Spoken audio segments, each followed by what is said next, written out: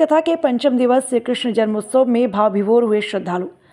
भानपुर बस्ती तहसील क्षेत्र के ग्राम ओरजंगल के टोला सुल्तानपुर में चल रहे 9 दिवसीय संगीत में श्रीमद् भागवत कथा के पंचम दिन कथाव्यास पंडित श्री राजकुमार पांडे जी ने भगवान श्री राम का जन्मोत्सव और श्री कृष्ण का जन्मोत्सव उपस्थित श्रोताओं को सुनाया।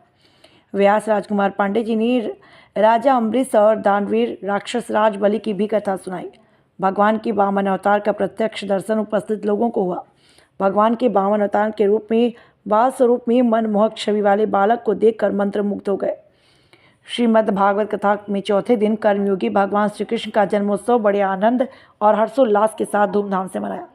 व्यास राजकुमार पांडे ने श्रीमद् भागवत कथा के माध्यम से लोगों में भगवान के प्रति भक्ति का संचार करने का प्रयास किया। उन्होंने राजा अम्बरीश के विषय में बताया कि उनका मन सदा के लिए कृष्ण के ही चरण कमलों में लगा हुआ था। वाणी उन्हीं के गुणानुवाद गुणों के वर्णन में लगी रहती थी। जिनके हाथ जब भी उठते सिर्फ भगवान के मंदिर की सफाई के लिए उठते और कान सिर्फ भगवान की कथा सुनने को आतुर रहते।